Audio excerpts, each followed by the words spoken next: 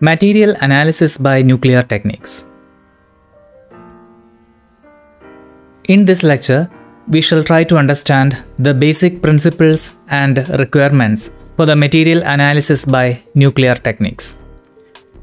We shall address the general experimental setup, mathematical basis, and nuclear reaction kinematics. We come across various types of material samples in different contexts. Often, it becomes necessary to know what are the various constituent elements present in such samples, as well as the amounts of these elements. The procedure adopted for getting such information is generally referred to as material analysis or elemental analysis. Material analysis has two aspects. The first aspect is the qualitative one, wherein the information aimed at is the identity of the various elements present in the sample. The second aspect is the quantitative one. Here, we require either the absolute amounts of the elements or their relative amounts with respect to some reference element. Depending on the percentage abundance of the constituent elements, they may be classified broadly into two categories: macro elements with abundance greater than about 1% or so, and micro elements with abundances less than about 1%. However, such a classification is not at all unique. A certain element may be a macro element in one sample, whereas the sample element may be a micro element in another sample. As an example, consider the case of carbon. It is a macro element in biological samples, but it is a micro element in steel. An important class of elements whose abundance is extremely small, of the order of 1 in 10⁻⁶ or lower, is known as trace elements. Their concentration is usually expressed in units of parts per million ppm or parts per billion ppb. These can be included along with the micro elements, but because of their great importance, they are regarded as belonging to a separate category. A large number of samples can be cited to bring out the relevance and significance of such trace elements. All the other elements, apart from the micro or trace elements, can be analyzed and said to form the matrix. A number of techniques have been developed over the past few decades for the qualitative and quantitative estimate of various elements. Neutron activation analysis, NAA in short, Rutherford backscattering, RBS in short, X-ray resonance fluorescence, XRF in short, atomic absorption spectroscopy, AAS in short, and proton-induced X-ray emission, PIX in short, are some of the important ones. The ongoing discussions will cover neutron activation analysis, Rutherford backscattering, and proton-induced X-ray emission. Basic principles of elemental analysis. An analytical technique for the constituent elements of a sample requires that there should be some characteristic and measurable property of the particular elements present in the sample, which can act as a fingerprint of the element. It should be possible to distinguish between various elements on the basis of this property. Usually, it is some measure of the property which will characterize the element. This forms the qualitative part of the technique. It should also be possible to define an intensity of the property which should be proportional to the quantity of the element in the sample. For example, if the characteristic property is a photon emitted from the sample, the energy of the photon will identify the element and the number of photons emitted per second which is directly proportional to the intensity, will yield the quantitative information. The characteristic property that we have been mentioning can be chemical, atomic, or nuclear. Chemical methods make use of the chemical properties of the elements. Such methods involve elaborate chemical treatments with various reagents. The atomic spectroscopy method rely on characteristic spectra, which could be emission or absorption of the elements. And nuclear techniques involve detection and measurement of characteristic radiations or particles emitted from the nuclei of the constituent elements. The basic requirements of elemental analysis. The main requirement for any elemental analytical technique, of course, is the sensitivity. This may be defined as the smallest change in the amount of an element in the sample, which will produce a detectable change in the property being used as the basis of the technique. It is usually expressed in parts per million or ppm. The sensitivity, of course, will depend on the element and the technique, and very often on the major bulk of the material other than the trace element of interest called the matrix. The second requirement is the minimum detection limit. This is the smallest absolute amount in microgram or concentration in ppm of the element, which will yield a detectable measure of the property. A minimum detection limit is also dependent on the element, the matrix, and the technique.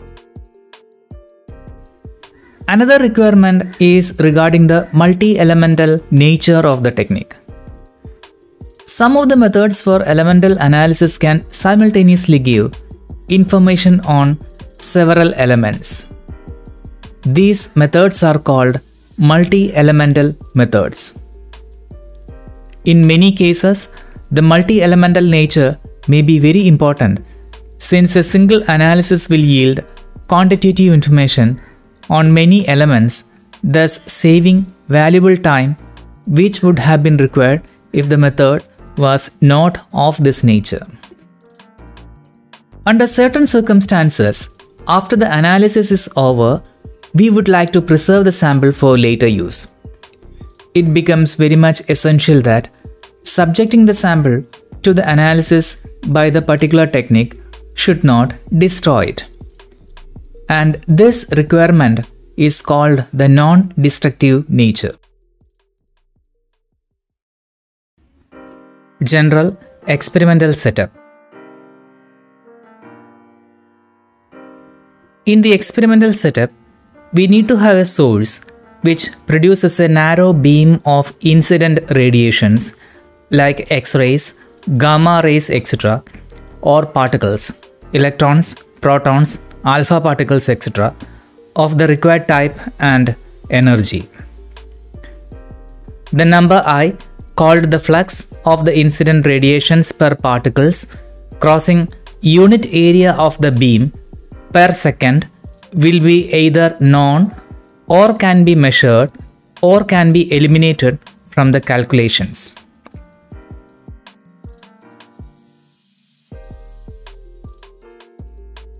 Either radioactive sources for alphas, gammas, or X-rays and electrons, or particle accelerators for energetic charged ions can be used as source depending on the particular technique used for the elemental analysis. The sample or target is usually in the form of a thin circular disc, preferably of uniform thickness. It contains the various elements which have to be qualitatively and quantitatively estimated. The target normally contains macro, micro, and trace elements. The nuclear techniques are used for the micro and trace elements. Preparation of the target is an important aspect of any technique of elemental analysis. The simplest case would be for a material for which a thin, self-supporting target can be made. Very often, a self-supporting target may not be feasible. In such cases, the target is made as a deposit of the material onto a suitable backing material.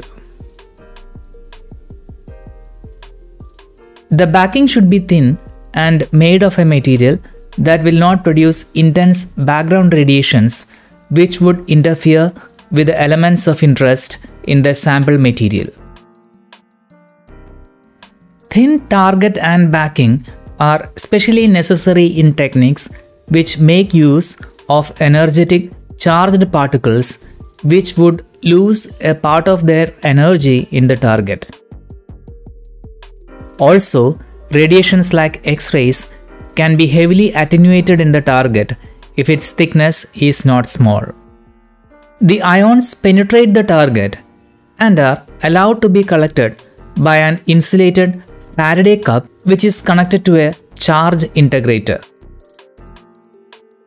The total charge collected would be Q equal to I times Q, where I is the number of incident ions and Q is their charge. Detectors. The elemental analytical technique depends on the particles or radiations emitted from the target on being bombarded by the incident projectiles.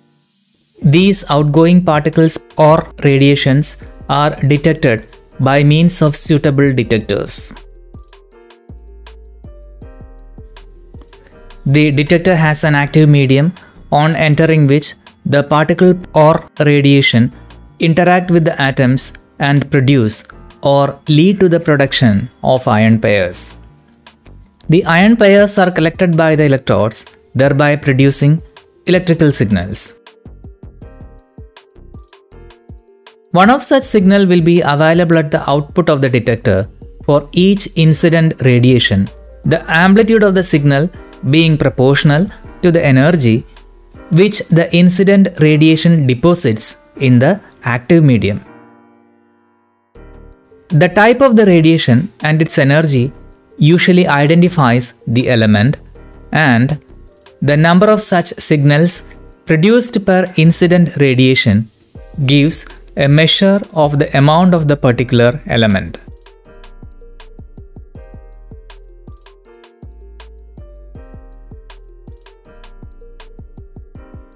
The resolution of the detector. Since the amplitude of the detector output signal is proportional to the energy deposited in the detector, we would expect a sharp line in the pulse height spectrum of monoenergetic radiations falling on the detector as shown in the figure.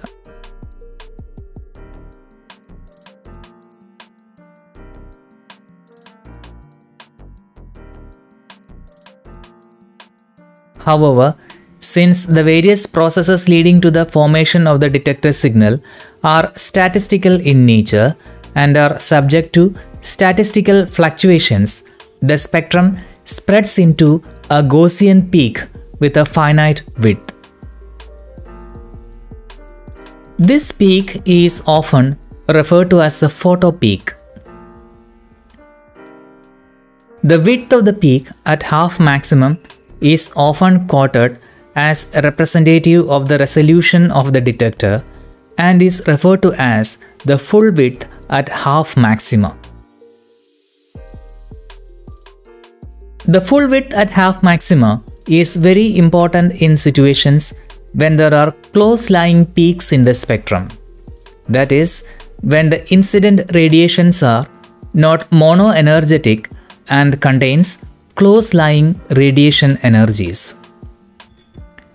How well the peaks can be distinguished depends on the resolution. The narrower the peak, the better is the resolution. Quantitatively, the resolution is expressed as a percentage of the peak amplitude V0. Thus, the resolution R is equal to FWHM over V0 times 100.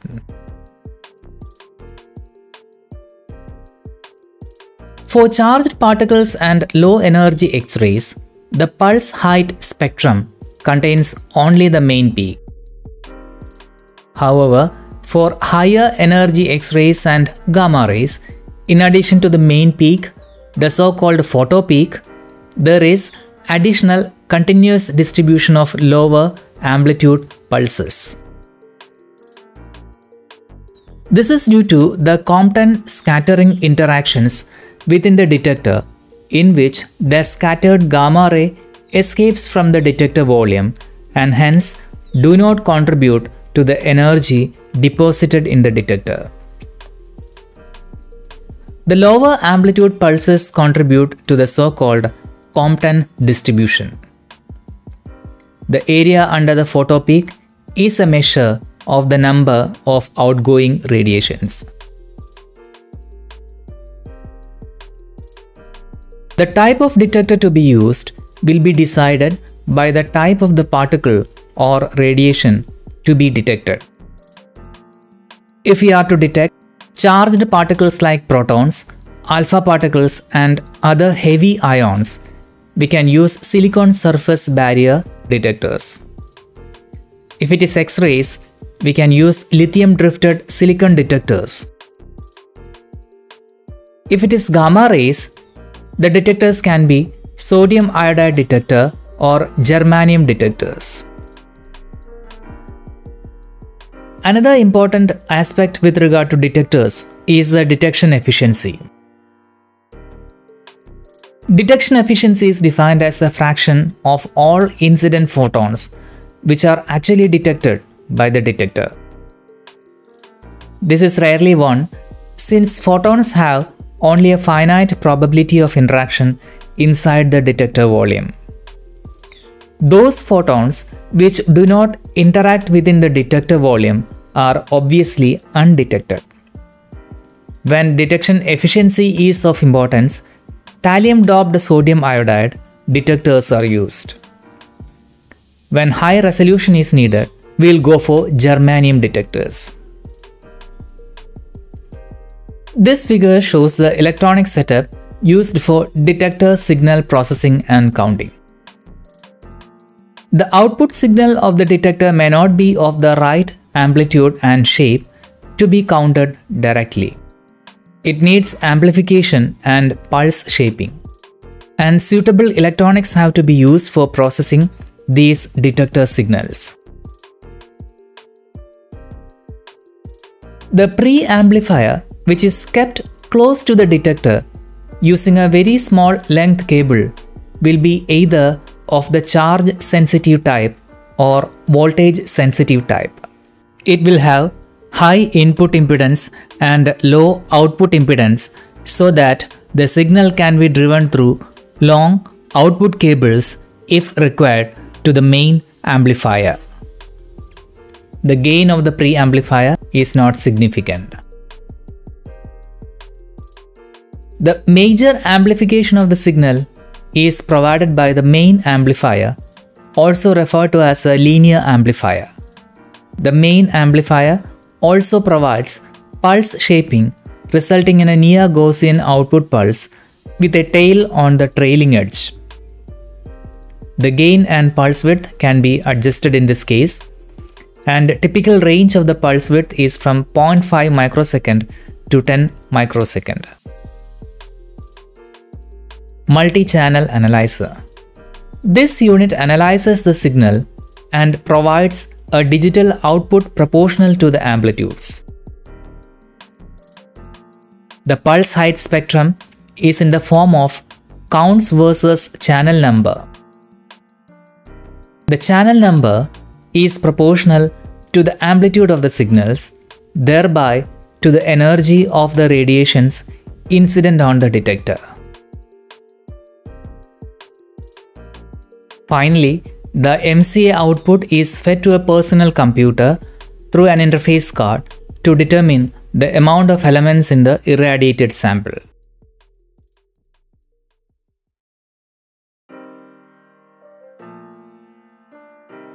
Useful nuclear processes for material analysis.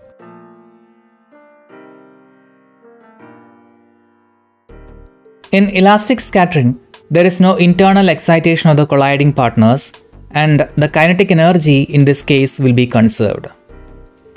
The elastically scattered particles at certain angle are detected and their energy and flux are measured.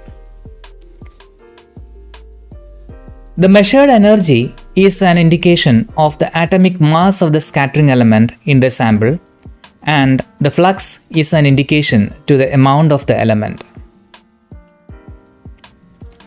The best example of a technique based on elastic scattering is the Rutherford backscattering or RBS. Inelastic scattering. In this process, there is a loss of total kinetic energy. The lost kinetic energy goes into internal excitation of the colliding partners. The excitation could be atomic or nuclear. During the inevitable decay of the excited system, the excitation energy will be emitted either as a quantum of radiation, and this is known as radiative decay, or as a particle. The particle emission is possible only if the excitation energy is above the particle emission threshold. The type and energy of the outgoing radiation or particle identifies the element, and their number measures the quantity. An example of inelastic scattering technique is the proton-induced X-ray emission or PIX. Nuclear reactions. Here, the interaction between the incident projectile and the target nucleus results in the emission of a third particle or radiation, the target nucleus getting transformed into a new species. The qualitative aspect of the technique relies on the type and energy of the outgoing particle or radiation, and the quantitative aspect is based on the number of these outgoing particles or radiations.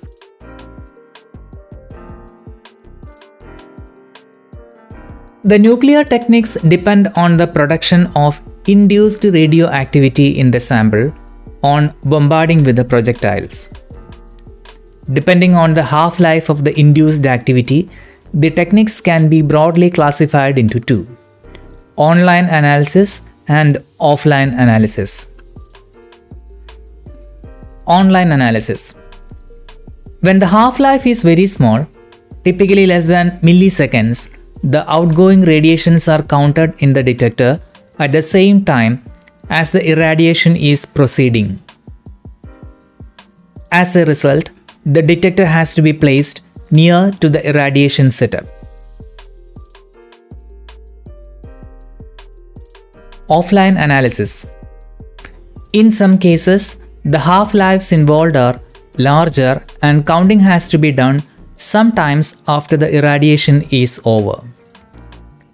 Also, when carrying out the neutron activation analysis using reactors, it becomes impossible to keep the detector near the reactor because of the larger neutron background. The sample after irradiation will be taken away from the irradiation setup to the so-called counting room, and the outgoing radiations will be counted there.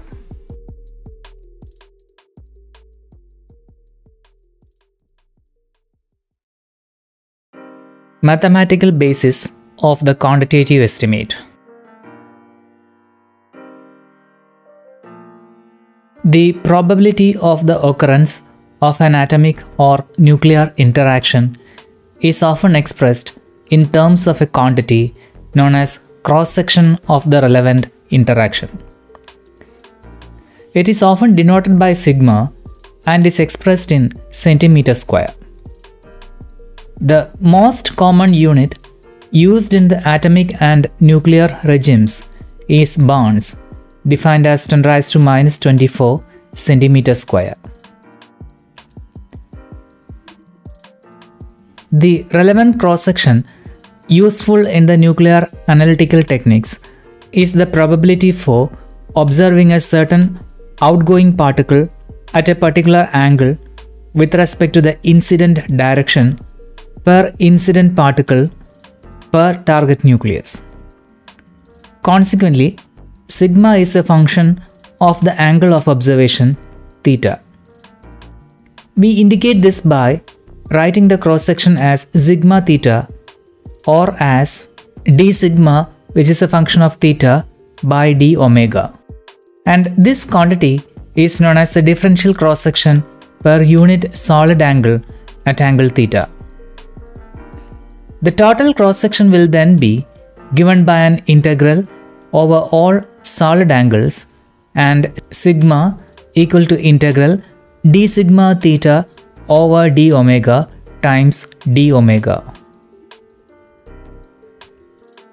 The number of outgoing particles detected at an angle theta turns out to be Ni equal to I times Nt d sigma theta over d omega times omega d eta t.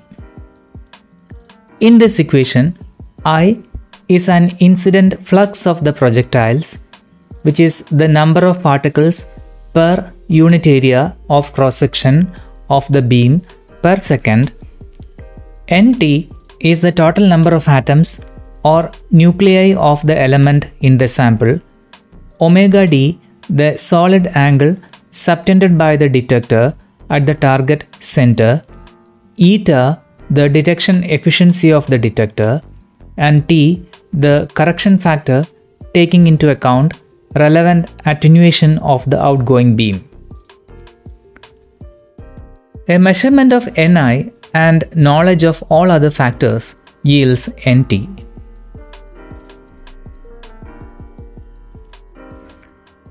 The rate of production of nuclei due to the projectile bombardment is given by dNp over dt equal to R minus lambda npt. Here Np is the number of excited nuclei at a certain time t. R is the rate of production due to the projectile bombardment, which is equal to I times Nt sigma, and lambda is the decay constant of the radioactivity produced and is related to the corresponding half-life tau as natural logarithm 2 over tau.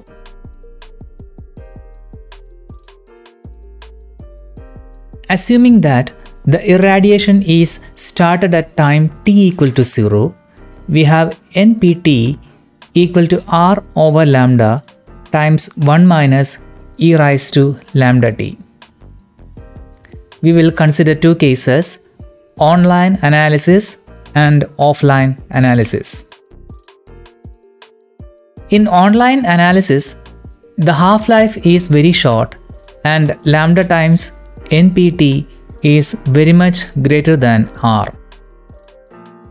That is, the excited nuclei decay as fast as they are produced, and the rate of emission of the outgoing particles is given by R equal to I times Nt sigma. In the offline case, the half-life is comparatively longer, and therefore lambda times npt is less than R. That is, the excited nuclei decay rather slowly. Suppose the irradiation is stopped at time t equal to tr and the counting is done at time t equal to tc. In that case, nptc equal to r over lambda 1 minus e raised to lambda tr e raised to minus lambda tc minus tr. And the rate of emission of the outgoing particles is given by r prime equal to lambda times nptc. The sample will definitely contain many other elements which will also give out radiations or particles which will interfere with those from the element of interest. These radiations form the background radiation, in the presence of which the radiations of interest have to be distinguished and counted. If the radiations from the various elements are clearly separated in energy and well above the general background level, there is no issue. In fact, such a case presents the multi-elemental feature of the technique, and all the elements can be simultaneously determined. If not, the sample might have to be subjected to chemical separation treatment either before irradiation, that is pre-irradiation treatment, or after the irradiation, post-irradiation treatment, or both.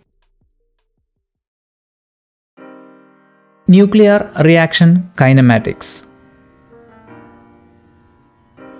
The qualitative identification of the various elements in a sample depends on the energy and type of the outgoing radiation or particle. It is necessary to relate energy of the outgoing particle to the mass number or atomic number of the projectile. For techniques relying on some type of nuclear reaction, the relevant relations can be derived by invoking the conservation laws for momentum and energy.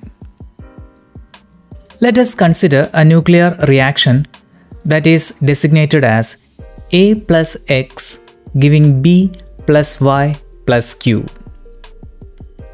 In this case, A is the projectile with mass MA, X is the target with mass mx, and B is the outgoing particle with mass mb, and Y is the residual nucleus with mass my. And Q is the Q value of the nuclear reaction. The kinetic energies are usually much small compared to the rest mass energies of the particles, and consequently, we are justified in using non-relativistic equations. Also, Ma plus mx is approximately equal to mb plus my, which is equal to capital M. And from the conservation of energy, we can write Ea plus Q equal to Et, which is equal to Eb plus Ey. And from this, the Q of the reaction can be written as Eb minus Ea plus Ey. When we write the conservation of momentum, we have square root of 2 ma Ea equal to square root of 2 mb Eb cos theta plus square root of 2 my Ey cos phi. Also, 0 equal to square root of 2 mb Eb sin theta plus square root of 2 my Ey sin phi.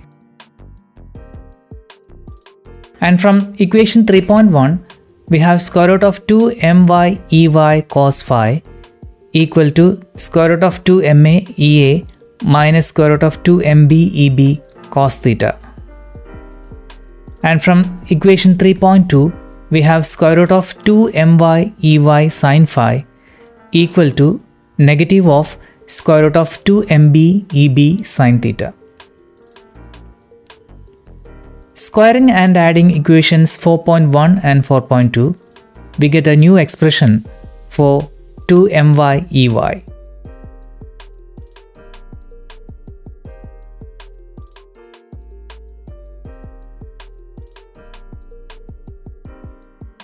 In the next step, we have eliminated the constant factor 2 on both sides of the equation. The next step is to write the equation for Ey. The Q of the reaction is given by Eb minus Ea plus Ey, that is Eb minus Ea plus equation 6.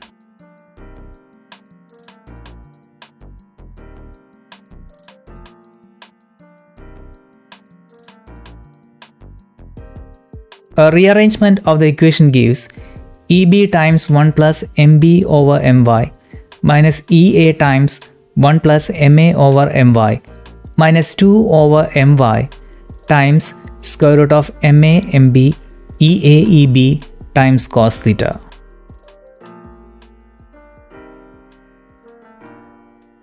This equation can be represented as a quadratic in square root of EB. When we do that, we'll get equation 8. And the equation for its solution is x equal to minus b plus or minus square root of b square minus 4ac over 2a. When we do that, we can find out square root of EB as given by this equation. Note that MA plus MX is approximately equal to MB plus MY, which is equal to capital M. Since a quadratic equation is involved, the condition for real discriminant can be stated as a condition for the angle sin theta equal to My over Mb times M by Ma times 1 minus Q by Ea minus 1.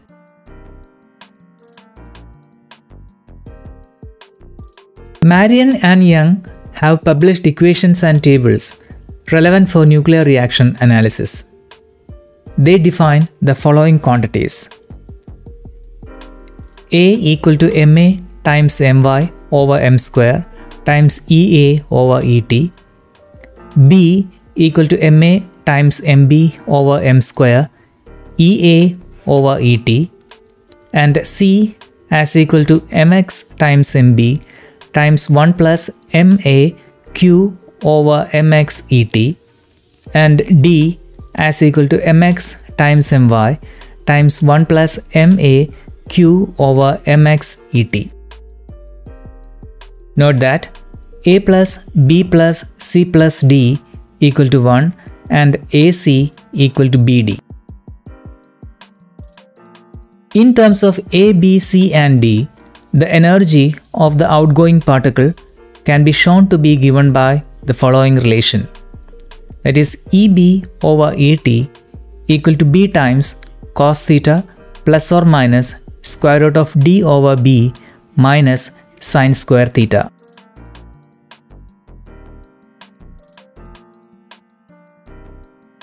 It is often useful to work in the so-called center of mass system of coordinates.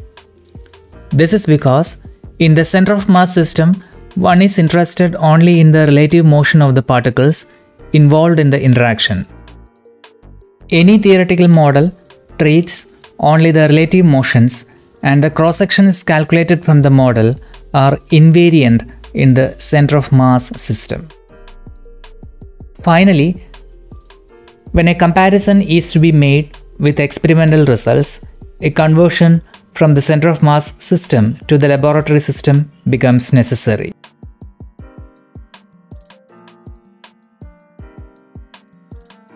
Relation between the angles in the two systems is given by sin theta equal to square root of EB over D times ET sin theta Cm. In terms of the center of mass angle, the energy of B is given by EB over ET equal to B plus D plus 2 square root of AC cos theta Cm.